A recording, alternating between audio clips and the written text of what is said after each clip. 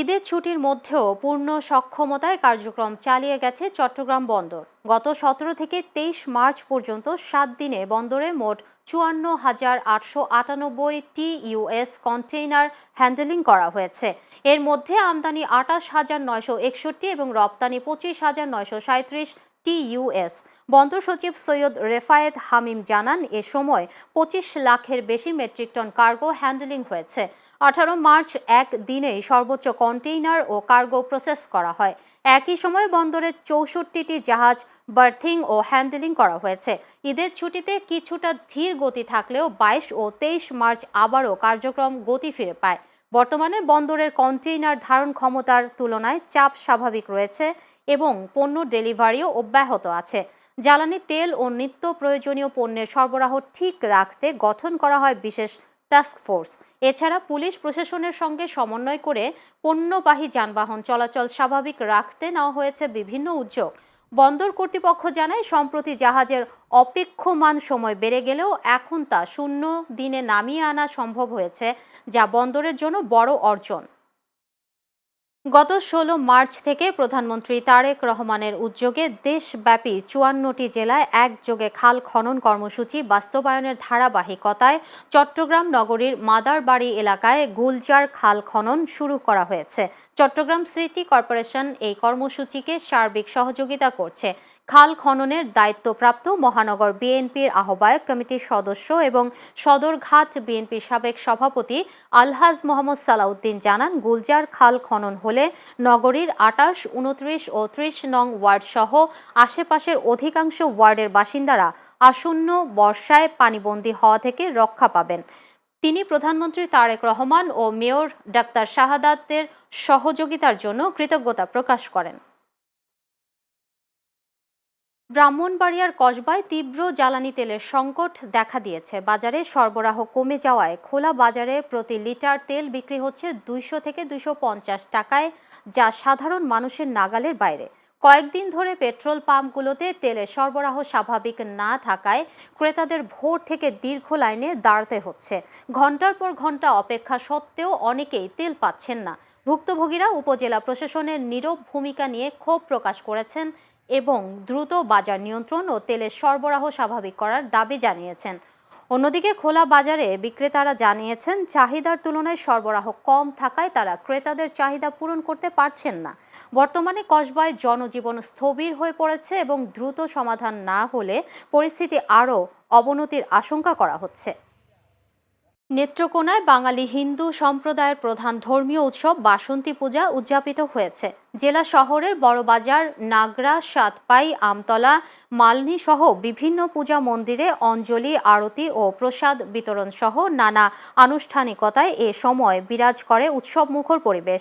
নবরাত্রির ষষ্ঠী থেকে দশমীর তিথি পর্যন্ত বাসন্তী পূজাকে আদি দুর্গাপুজো হিসেবে উদযাপন করা হয়। এদিকে স্থানীয় সংসদ সদস্য ডাক্তার আনোয়ারুল হক জেলা শহরের বিভিন্ন মন্দির পরিদর্শন করেন এবং পূজারী ও ভক্তবৃন্দের সঙ্গে শুভেচ্ছা বিনিময় করেন।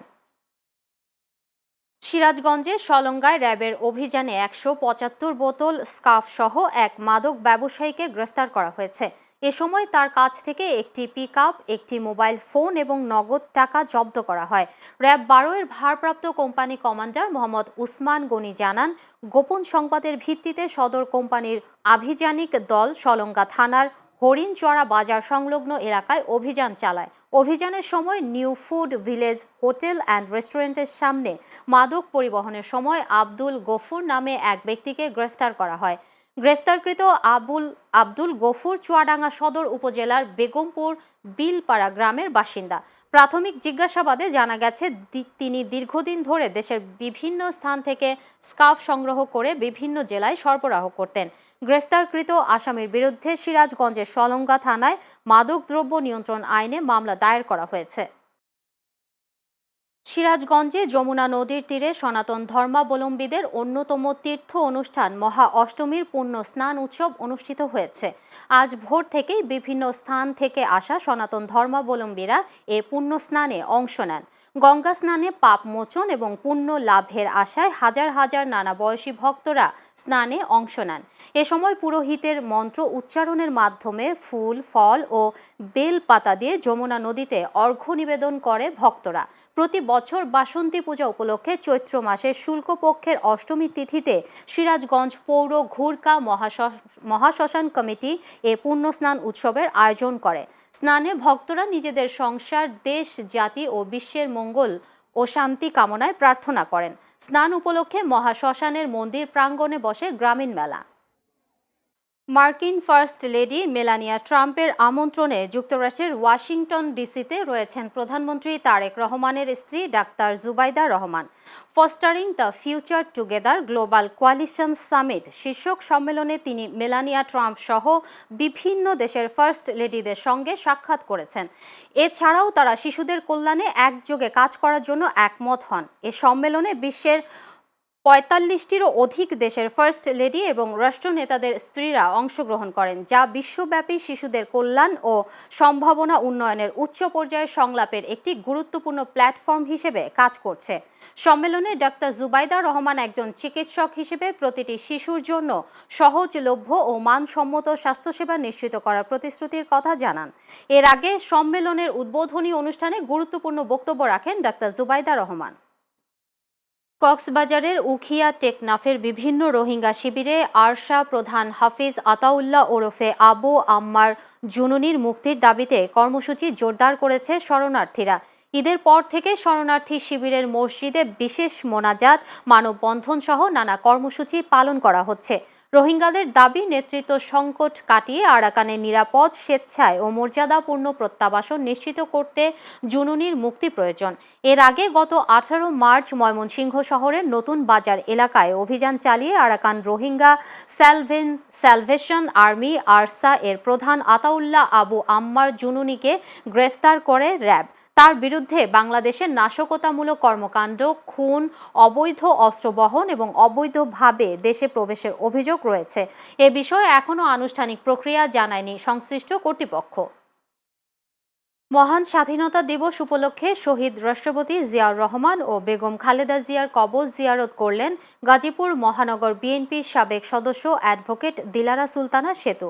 আজ দুপুরে শেরেবাংলা নগরে জিয়ার মাজারে নেতাকর্মী সহ দোয়া ও ফাতেহা পাঠ শেষে তিনি বলেন, প্রধানমন্ত্রী তারেক রহমান যেভাবে কর্মসূচি নিয়ে এগোচ্ছেন, খুব দ্রুত সমাজ ব্যবস্থায় আমূল পরিবর্তন দেখতে পারবে দেশের সাধারণ জনগণ। এ সময় উপস্থিত ছিলেন বাসন থানা মহিলা দলের সভাপতি মমতাজ মহল, সাধারণ সম্পাদক নার্গিস আক্তার এবং বাসন থানা যুব দলের নেতা ইঞ্জিনিয়ার এস.এম. শামীম সহ অন্যান্যরা। আমাদের প্রধানমন্ত্রী তারেক রহমান যেভাবে সামনের দিকে আগাচ্ছেন এবং তরুণদের যেভাবে উনি প্রাধান্য দিচ্ছেন, এতে করে আগামীতে সমাজ ব্যবস্থায় একটি আমূল পরিবর্তন আসবে, যেটা আমরা সবাই বাস্তবতার ভিতরে আমরা সেটা অনুভব করতে পারব। কুমিল্লায় বাস ট্রেন সংঘর্ষে ১২ জন নিহতের ঘটনায় জড়িত ২ রেল ক্রসিং কর্মী কাউসার হোসেন ও নাজমুল হোসেনকে র্যাব গ্রেফতার করেছে। র্যাব ১১ সিপিসি ২ এর ভারপ্রাপ্ত কোম্পানি অধিনায়ক মিঠুন কুমার কুন্ডু জানান, গোপন সংবাদের ভিত্তিতে কুমিল্লা সদর দক্ষিণ থানার বিজয়পুর এলাকা থেকে কাউসার হোসেনকে এবং গাজীপুর সদর থানার রাজেন্দ্রপুর এলাকা থেকে নাজমুল হোসেনকে গ্রেফতার করা হয়েছে। গ্রেফতারকৃত কাউসার হোসেন দিনাজপুর জেলার সদর থানার কুতুইর গ্রামের আব্দুস সালামের ছেলে এবং নাজমুল হোসেন কুমিল্লার ১৪গ্রাম উপজেলার বাসন্ডা গ্রামের হেদায়েতুল্লাহর ছেলে। তাদের বিরুদ্ধে আইনানুগ ব্যবস্থা গ্রহণের জন্য চট্টগ্রাম রেলওয়ে জেলার লাকসাম রেলওয়ে থানায় হস্তান্তর প্রক্রিয়াধীন।